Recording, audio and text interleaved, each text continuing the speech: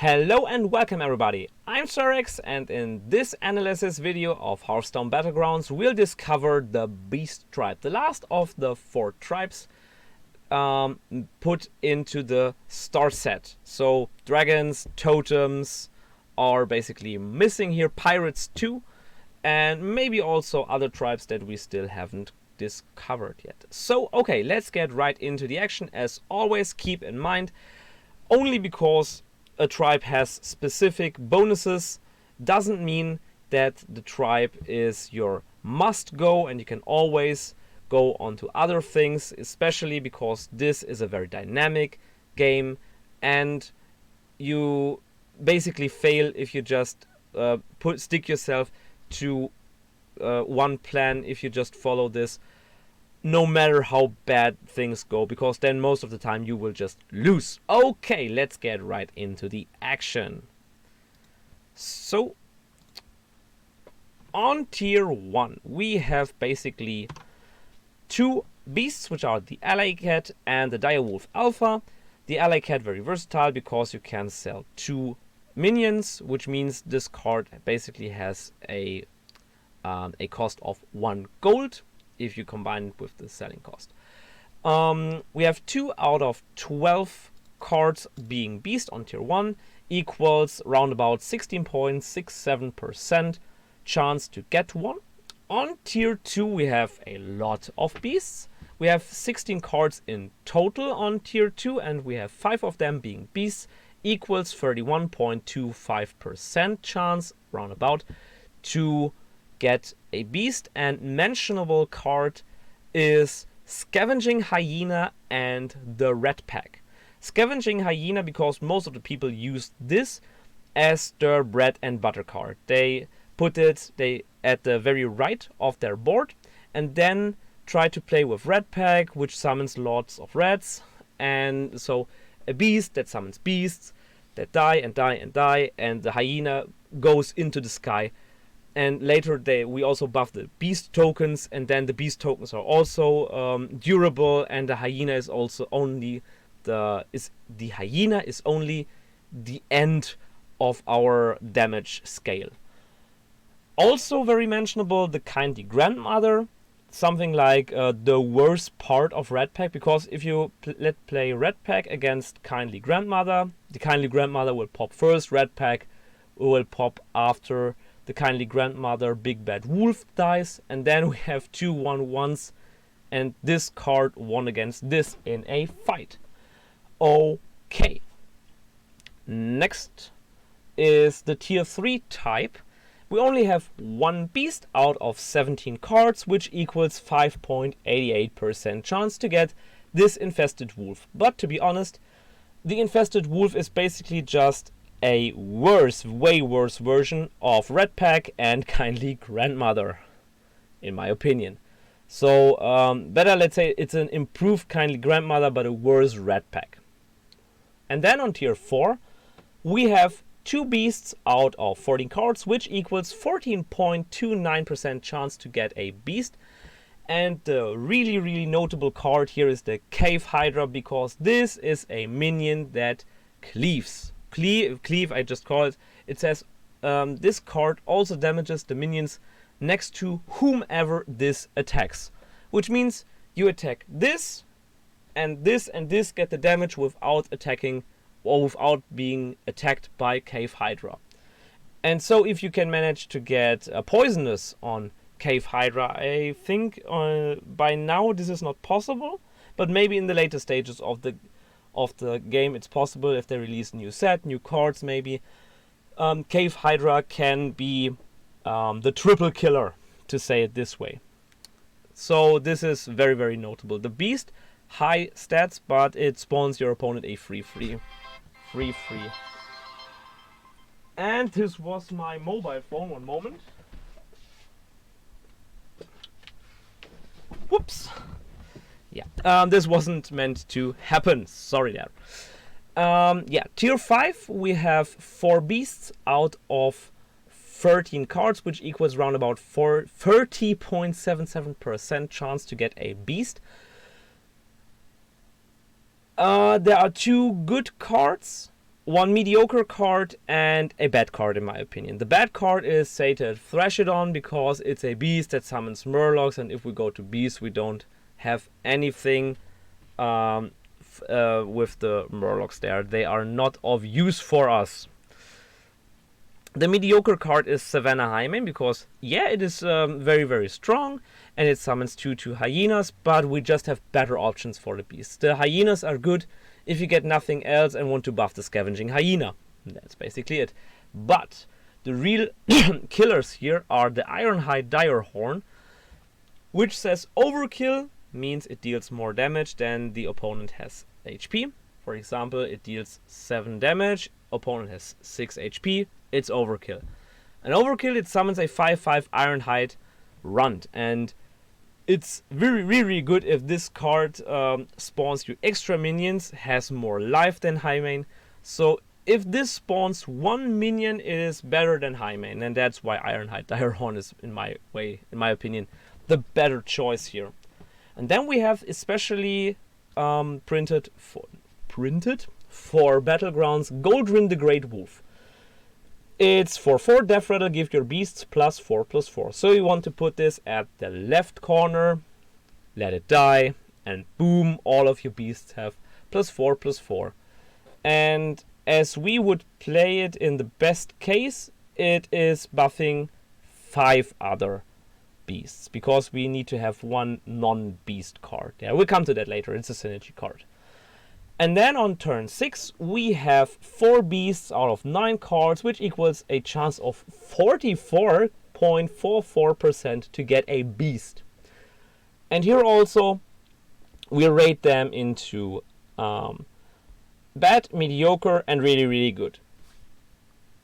Bad, so the worst adaptation for us is, in my opinion, the Ghast Coiler or the Megasaur. Because if you have an Amalgam, the Megasaur at least has a permanent value of adapting the Amalgam, but it's of no further use. And the Ghast Coiler is of more valuable use because it summons 3 random Death Rattle minions, and these can be very good. No question.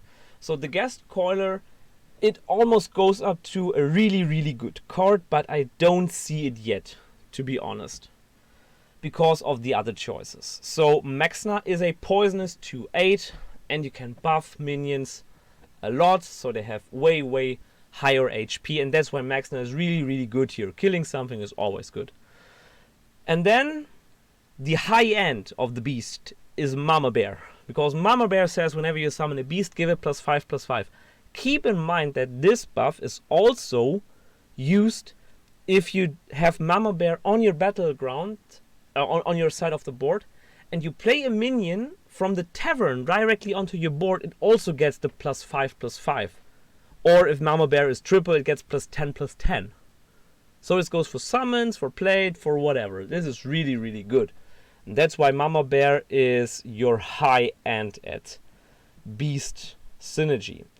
Okay, and now let's get to synergy cards after we mentioned the special good cards, which are synergy cards in tier 1.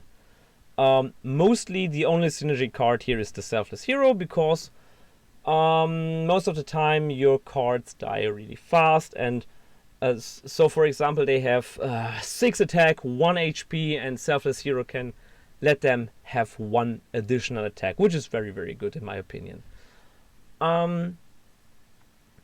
On tier 2 we have, of course, the Amalgam.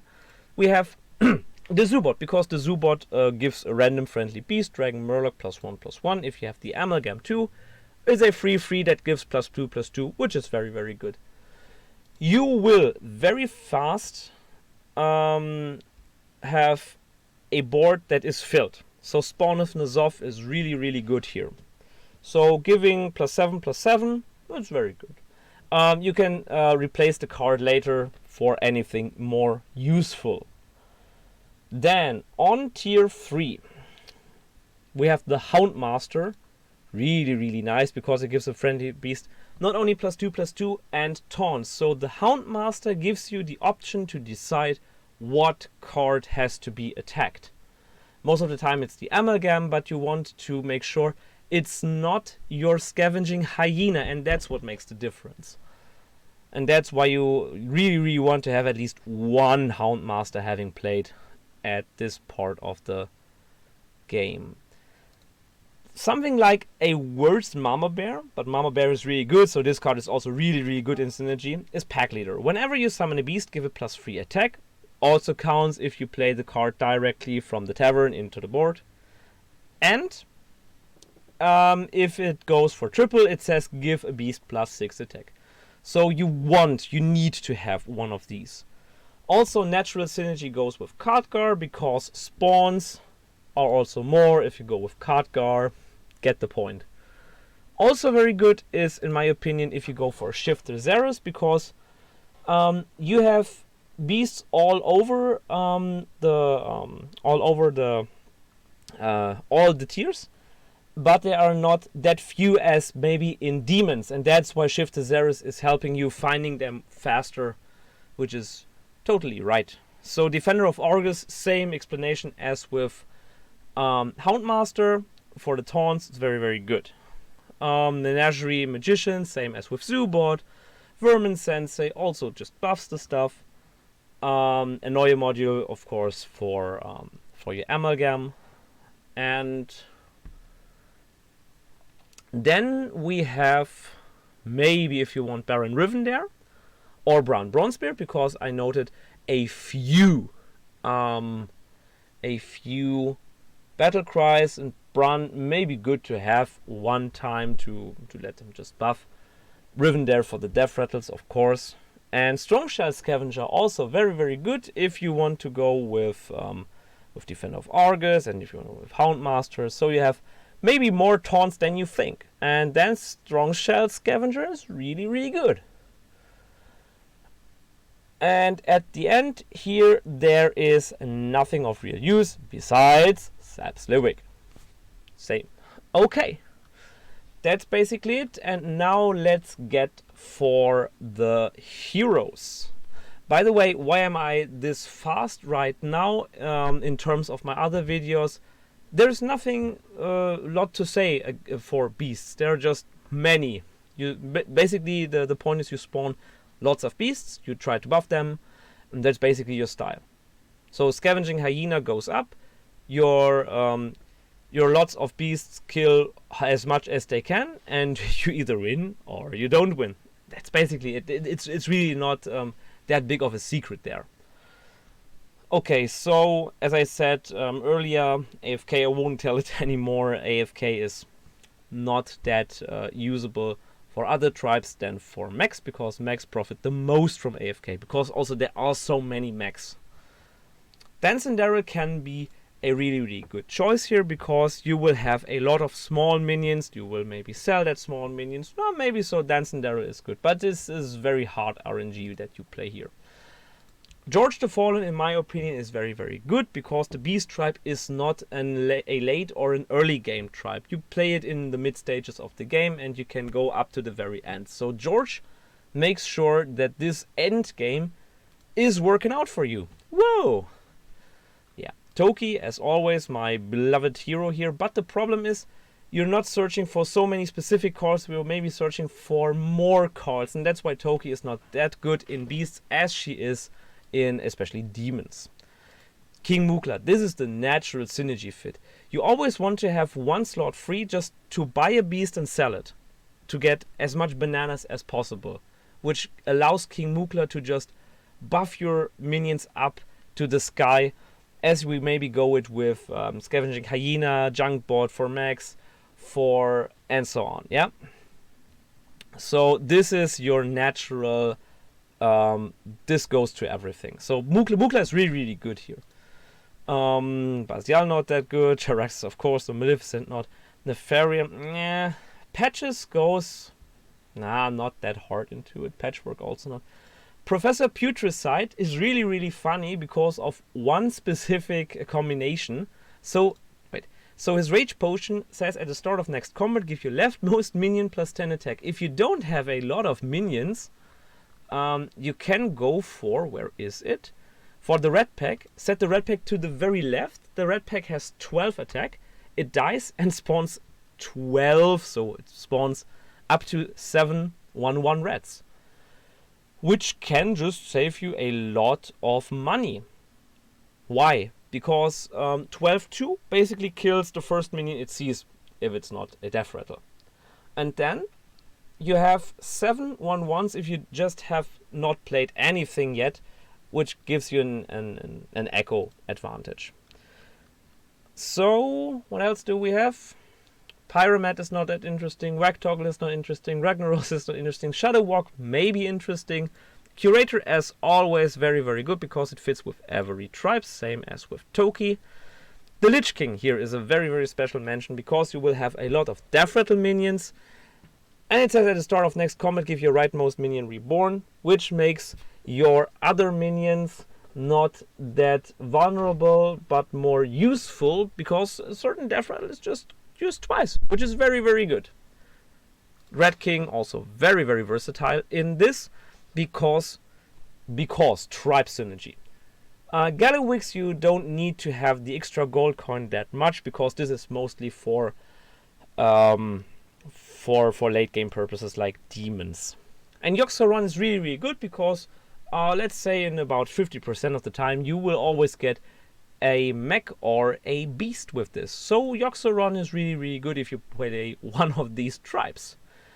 So what can I say as a conclusion to the beasts? You will play them as a mid-game tribe. They are very death rattle heavy, and you need to have not that much synergy. Your main synergy is going for Scavenging Hyena and for Red Pack, and this is both on tier 2, so you can stay on tier 2 until you have both of them on triple, and then you just continue to have, I don't know, Cave Hydra, go for basically you want to go later then. So on tier 2 you go for Red Pack, Scavenging Hyena, you basically skip or almost skip tier 3, go for tier 4, get maybe 1 Cave Hydra, and then continue to the most important part, tier 5, to get a minimum of 1 gold ring, and then try to get to Mama Bear.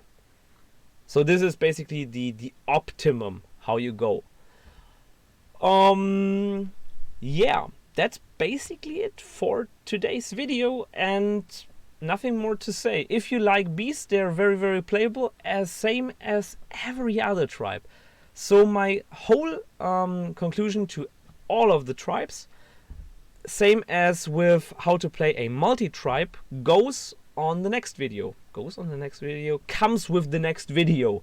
So sorry for this being a way shorter video. It's not much to say to beasts. That is all I have to say here. Thank you for having watched this video. If you liked this video, leave it a subscription. If you hated it, please give me a hate post. And in every case, thank you for having watched this video. We'll see us in the next one. Bye bye. Wait, where is my end button? Now, bye bye.